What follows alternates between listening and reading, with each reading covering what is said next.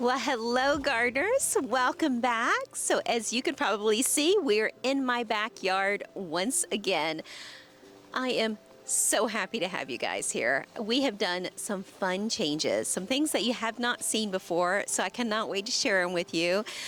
Definitely interesting, definitely different than our normal tours, so I look forward to to kind of just sharing it with my gardening community. You guys have been so fabulous and kind of, giving me your input and your thoughts and your kindness and your good words. And, this is sometimes when we get in my garden, I'm not sure whether to make it a show and tell or to make it more instructional. So you guys are always so complimentary. So I love sharing these spaces with you guys. So I'm going to hit on a few points of what we've done newly. And if there's anything you want me to go in more detail about, then just totally let me know in the comments down below. So for those of you guys who have seen this my backyard space before, you know I have an extensive backyard buffer that just feels like it goes on for ages. And it's been in the works for several years. We have a really nice backdrop of palm tree coverage and some lushness that I've always wanted in my garden, and it has grown in over the years to kind of create that nice big buffer from the development, the very busy development that we have just behind us. And just to give you guys, those of you guys who haven't seen the video in the past, just to give you guys kind of an example of what my typical neighborhood backyard looks like. Bryce, let's just take a quick peek over here. That way you guys can see that, I'm in a subdivision. It is, it's pretty much a swath on each side. It's kind of a runway on each side. It's a little patch of grass in the back, and the same for the front. So this is my neighbor's backyard. So you guys get to see kind of how that slope works. It goes all the way up, and then that's a buffer between us and the neighbors, the neighboring development. So we obviously had to keep this grade, and I know many of you guys have this because I've worked in many gardens where that's something that we need to kind of work with, because you have to have proper drainage. That's important for all of us to have. So I have struggled, and you guys know that I am not a sod fan. For whatever reason, I can grow plants and trees, but not grass. So we did finally remove the sod. I know, shocker for many of you guys, but we did finally remove the grass in the entire backyard space. So I chose Tahitian gray granite as our base. And I have been to so many resorts, so many botanical gardens, and I have always, and I think I've mentioned it a couple times in videos, but I've always loved the idea of having a garden on both sides of a walkway and kind of walking through your yard just like you would walk through a resort or a botanical garden. And so I have always wanted this area really to be a walkway. And before it was a grass walkway and it was fine, but it just never stayed healthy and strong. It was always diseased and troubled. So now I have a true walkway where we created a different type of planting on the other side. So, however, those of you guys who have not had a chance to see my previous garden tours, and this is kind of enticing, you want to know more about the plants and trees along the buffer side, that tropical layered foliage, I do go into detail. I did a video a couple months ago that kind of did an updated garden tour of the backyard space, and it has all the plant names, kind of what it loves, soil types, sunlight types, and just kind of more detail about the existing buffer. This is not that video. This video is sharing the new stuff, the new things that we've done. And for starters, it's this kind of planting that we did on this side. So I used my favorite edging here. I used Buta edging because we've mimicked that on this side here. And I love how it kind of comes in and gives me just this grand opening. But on this side, I have just a cluster of some of my favorite plant groupies. So this poor red cone ginger was a transplant from when we did the pool installation over here. So he's coming back, did throw a bit of a fit, definitely has some brown branches, but definitely going to come back and be beautiful in no time. And you see what these guys offer, this beautiful cone-shaped ginger. They just kind of come over and over and over again all year long, really giving you that beauty, that just gorgeous, vibrant red coloring. So I love seeing them. I do let these guys get about 6 foot tall because I really like that big, just grand look, and they give you all of that color and coverage on the ends of the limbs, so you kind of want to let them get some good size to them. Now, they do not like cold, so if we get a cold snap or a freeze, I cut them all the way down to the base. I know it seems harsh, but honestly, that's what they need, because that old growth will look old and ratty. Even if it doesn't have any blooms on it, it'll be an old and ratty stem. So might as well go ahead and cut it all the way to the ground. It'll flesh out with a whole new one and be very, very happy, and just do it all over again for you. So we've got some ruby reds.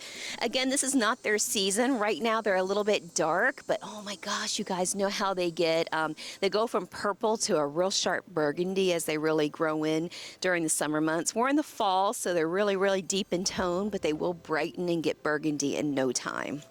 Right here we have some Icetone Crotons. These are shade crotons. So these are crotons that like filtered light and shade, and you can see when they get a little bit of morning sun, which is a perfect spot for this new coloration is a little brighter.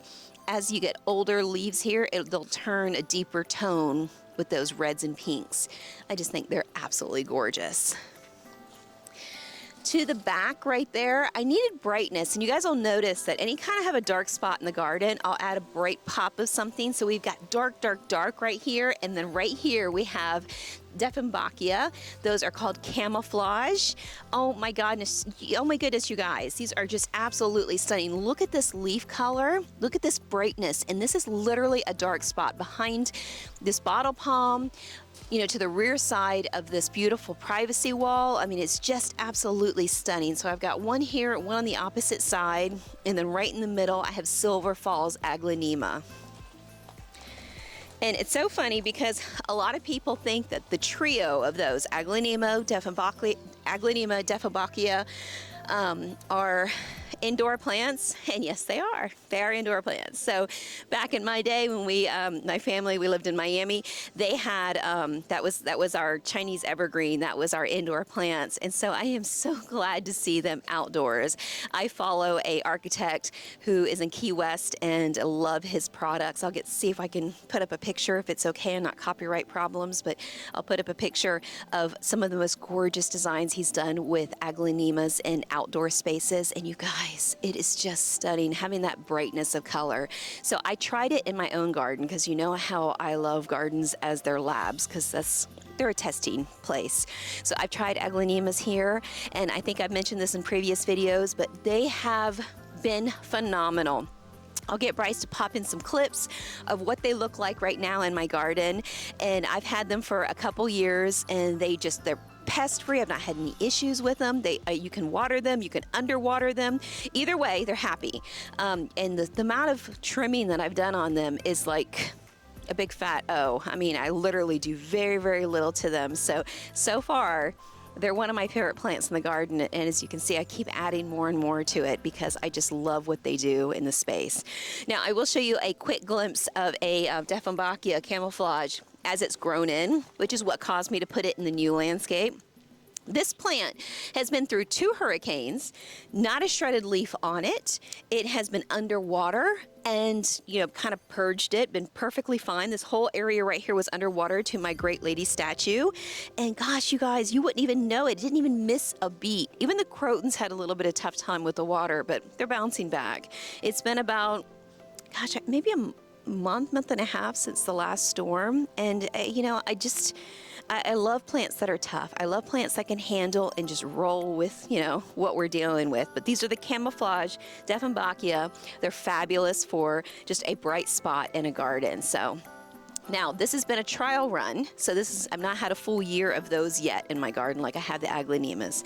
Now what I do know is I did plant them in the wrong spot, and I will repeat this because as a true gardener, when you're trying new things out, you read the description of what it's going to do, but it doesn't always match. So these guys, as much as I love them right where they're at, I'll probably leave them until they start getting too much height, because I do not want them to cover my White Lady here. I want them to just be a bright spot in the garden. So I'll probably change these out for aglaonema, Silver Falls, or Diamond Frost aglaonema, something like that, because they stay more compact and small. These guys will eventually get a trunk to them, which means no problem. I'll move them to the back, like I've learned my lesson, and move them to the back over here as a new planting behind this bottle palm. So there'll be a nice bright spot of clustering, allowing them to get 4 or 5 foot tall in that particular spot. So we're just always learning, and you know, don't be hard on yourself if you come across the same problem, because it just happens to all of us. So camouflage, Dieffenbachia, awesome. Just put them in a spot they can get a bit big. So let's move on. Right here, I have Excellence Crotons. I know you guys may have seen them in the previous video. Even though you're not seeing the sun hit these guys right now, most of the day they get good sun. These guys were about 8 feet tall. They were right into this range, and well, taller because I'm kind of short. They were nice and tall up here and gorgeous with color, but this is where we put the new dip pool in, and this is our privacy wall. I know you guys haven't seen that. We're going to get into that in just a minute, but they were gorgeous and big and full, and I could see them from my bedroom window, which are now doors, which we're going to get to in just a second. But they're fabulous. They've been cut back severely. I have new growth all over them, so in no time they will be up over this wall, giving us that same bright vibrance of color from that spot. So I cannot wait for that to happen. But we kept them. They're strong. They're older crotons. And you guys that have older crotons and are kind of on the fence on whether to take them out or not, if they still have really nice leaves and they just kind of need to be cut back, cut them back. Because your older crotons with bigger stems like you see here, they're going to hold up to pest and cold fronts and all of that way more than your younger crotons are, because they're so established. So if they're a decent coloration and you kind of like them, maybe you want to add a different color flare to the bottom of them like I did here, go ahead and do that. But keep the crotons, because it takes a long time for crotons to become hardened off where they become a really tough plant. These guys are pretty indestructible. I mean, I'd have to have a frost into the 20s for them to really not pop back. So go ahead and keep your crotons and cut them back, and then let them flush out with all new growth, and you will be so rewarded by it. Down here, down at the bottom, these crotons are called dreads. They're so cool. I just love their messiness, their craziness, that dread-like curl to their leaves. I just think they're going to be fabulous in that spot. Now, I've got one that's a little bit bigger. If you go to your left there, Bryce, you're going to see it. It's a little bit bigger above the Sanchizia, and it's just one by itself there. But I can't wait for these guys to get more in size of what that guy is doing there. Going to be stunning. And he's not even in his prime yet. He gets good sun because he's popping out right in that perfect location, and I can't wait for him to flush out and become just big and like, I don't know, I kind of love that idea of being framing with nice tight Sanchizia all the way around it, framing that big giant kind of curl, kind of frond, or kind of leaf over it, and that's what gardening is about. It's the contrast of things. So contrast with color, contrast with texture, contrast with shape and sizes. So I think it's going to totally do that. I cannot wait to show you guys that as it matures. So, all right, so that brings us to the end of the little Buta edging section. And then I had this area. Now this area has always been my problem area. This area drops into the lower part of the garden. So anytime we got rain, anytime we got anything that was, you know, just any kind of sitting water at all, things suffered. So what I decided to do is, we've got some Tennessee fieldstone boulders, and I raised this area up. And you guys, sometimes it only needs to be 6 inches. It doesn't need to be something, you know, a huge and a big retaining wall. But I raised this area up. You want to make sure that you put the flattest part of the boulder on the bottom, so that way you really do see as much of that flat side at that bottom to kind of give you more of an even keel. Even if you got to drop it down, because the whole idea is, if you know, like if you saw this trench that we made here, you know, this few inch trench, it's going to be lower and higher and lower and higher, because it was set to fit the boulders, so that way the boulders look straight. But it's really just kind of a nice overall look of a change up of style. And I made this more of like a heavy sun, heavy succulent type of garden. So I've got blue flame agaves right here. They're kind of babies, they're young, but they're gonna be so cool as a trio right there. And they don't get huge, so I think they're gonna be fantastic. They can handle more water, so that's why I chose those. To the left of those right there, I've got a tree jasmine, which I love the trunks when those guys get some serious size to them. And I am gonna let that guy get nice and wide and big and really just kind of be like the entrance to this little succulent garden space. A little swath of foxtail ferns. You can see I have the foxtail ferns that kind of curve this way, while I had the agaves that curve that way. You guys know how I feel about my curves, so I think that's when everything grows in, it's just going to be so fabulous. And then this is a male false agave, and he's going to get 6 to 7 foot tall. He is going to be the structure, the anchor in this bed, and he is going to be just so scrumptious. I cannot wait till he actually kind of gets some cool size to him and really shows off as like, this is an anchor in this garden bed. And just, I mean, it's just going to be fabulous. So, and then we wanted this bed to be different than the rest of the beds because there's a lot going on the left side. And then we've got a croton bed on this side. And you know, I kind of wanted this bed to have its own identity and its own space. Just kind of like when you walk through a botanical garden, you'll go through one section that'll be just kind of one region, one bit of interest. Well, I can't change the type of plant material through that grouping of different regions, but I can, you know, change the style. So when you walk through, you feel like you see something a little different every time you walk through the garden, which is what I do often, walk through this garden. So I ended up doing river jacks along the bottom base of the bed, and I just laid the flat ones in and then just kind of polished in some river jacks, some small river jacks in between the cracks there. And I think it looks so lovely. I think it's just a new look. It's interesting. It kind of helps support the sparseness of the plants that I chose for this particular bed, where we have such a heavy grouping of plants everywhere else where there's mulch, because mulch is obviously, you know, not very interesting. But this area, you do get to see those cool river jacks with some gravel in between as this matures. So.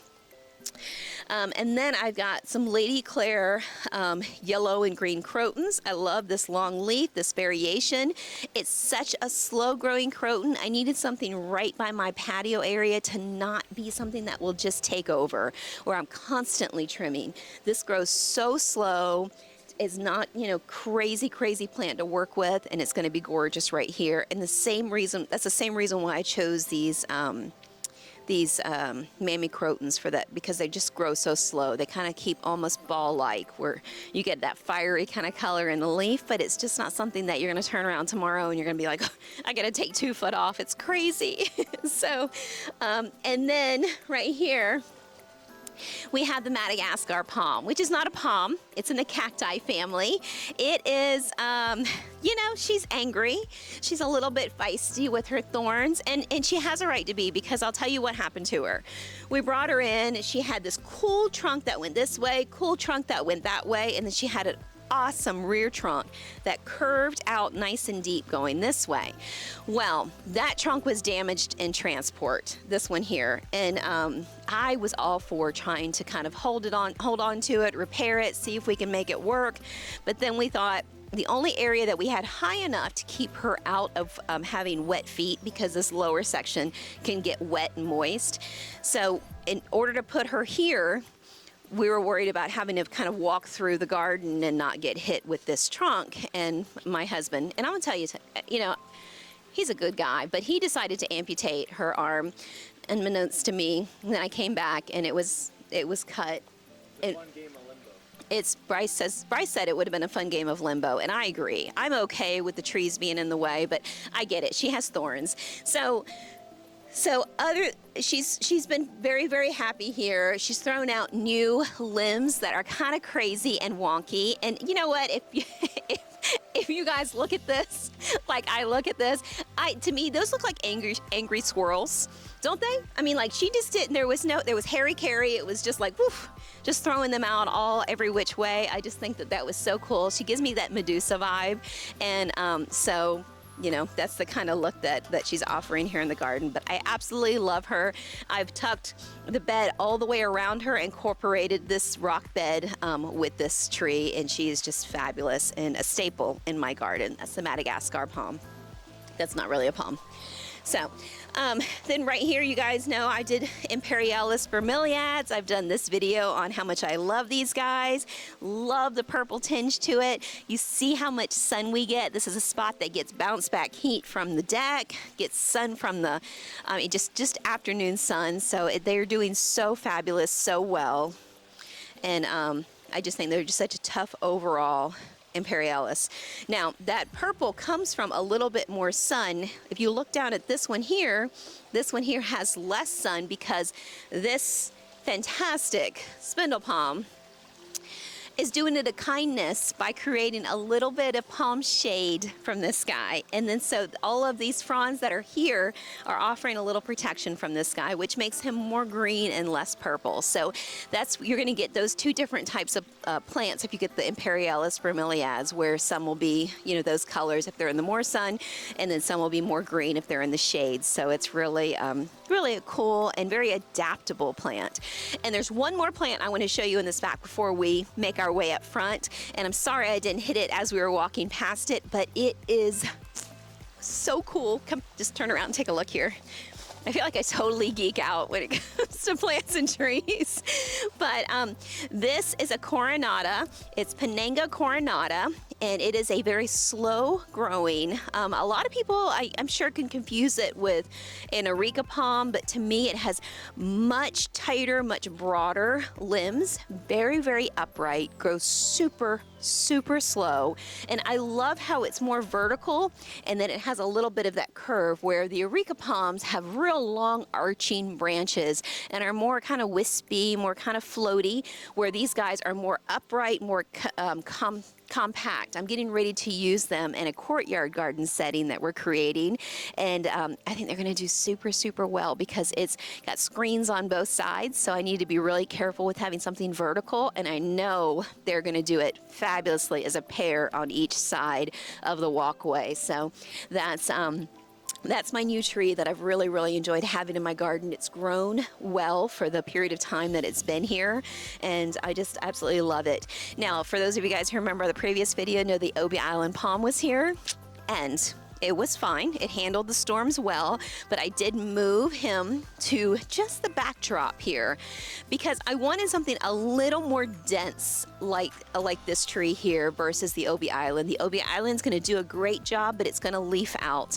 where this guy is gonna give me that compact tropical look. So I hope you guys can see that and like that just as much. So very, very cool tree. Okay, so now for the fun stuff. So I know that this is not an area that I share very often with you guys because this has been here a very long time. You know, we had an old existing deck here with the fireplace here, and as much as I loved that for years, it was kind of time to change for something new. So let me start by kind of just telling you a little story. I'll make it quick on how this whole thing evolved. So I guess it's been about 6 years now. 6 years ago, my husband and I, we went to a beautiful little resort in the Dominican Republic, and it had these like little cabanas out there that where the back bedrooms or the suites that you stayed in opened up to this little courtyard setting. So this was like a little walled courtyard. It was like the size of a master bedroom, really. It wasn't very big, but it had a dip pool in there, a little table to have your coffee, and it was just so charming that I knew from that point on that that was what I wanted to create in my own space. And so it has been years in the making. I have researched, I've looked into different pool companies. I have It's been pretty endless, where I haven't really found exactly what I'm looking for, and what I did find I just couldn't really afford. It's something that I can't wait to share with you guys, because I feel like for the price I received such a big value. And I'm one of those people, if you come in my house and you see something great, I'm quick to tell you, oh, I got that on sale, or I got that at Target, or I'm just one of those people. So this is exactly what I wanted to share with you guys on the pool space and the outdoor privacy wall. So first we'll start with these cool pavers I got. These are Castlescape pavers. They are 16 by 24. Hey you guys, I thought I'd pop in here for just a sec and let you know that I have no affiliation with the contracting company, the pool company, the paver company. I just wanted to be able to share with you what I found and where I found it in hopes that it might be helpful. But I'll let you get back to the video. And linear fashion. Now I know a lot of people like the random pattern, but I was really worried about the size of this deck, and bringing it too much random pattern would have made it a little busy. So I wanted a nice long linear pattern that opened up into that secondary space, and I'm so glad that we went this direction. Now my pavers previously had kind of little rounded corners all to them, which is what your typical pavers do. I love these flat corners. I love the way these joints measure up. It does mean that your installer has to do a little bit more compacting to make sure everything stays nice and level, but to me it gives it more of a contemporary look, so it's so worth it. These were real cost effective, your traditional paver size. I think they were like $4 a foot. I mean, it was just really happy with what we received for it, but I'll be sure to list the company that we purchased them from down below. I have no affiliation with them, but again, anytime you find something cool, I'm gonna share it. So let's move on. So this is part of the courtyard setting that I was meaning. This is our just private little space. And if you guys are like me and just always want to include a little bit of water in your outdoor space, just someplace that at the end of the day you just kind of want to get into, not a big pool, not a giant, entertaining spot for a pool, but something more for yourself, something more to relax in for you, your husband or your wife, or just a kind of a small space, then this just might be exactly what you're looking for, because it was exactly what I was looking for. So I contacted so many pool companies. I got prices between 50 and 100 plus thousand on installing a pool, not in my price range, unfortunately. So I did find a company called Fibro. They're out of Canada. They're based out of Canada, but they do have a great sales office with a salesman. His name's Laurent, and he helped us with this particular pool. This pool, what I liked most about it is it was pretty much, I can't say it was a plug and play because it was not. It took some work getting it in here. But what I did like about it is I did not have to drill any holes for the pipes themselves or the lighting itself. It was pretty much ready-made, sink and attach, which is fabulous. Hire a good plumber, hire a good electrician, and voila, you're done. It was pretty nice getting it situated. Now, we do have a landscape company, so I do know how that cuts to the chase there with how that helped us, but I did recently come across a fabulous contractor who's doing the installations now for Fibro. It is T4 Pools. His name is Andrew, and he's fantastic to work with. He does fiberglass pools. Huh? Put it in the description too. Okay. Yes, Bryce said we'll put it in the description. So Andrew does fiberglass installations for pools, and I don't know if you guys have been through this, but it's pretty hard to get prices from pool companies.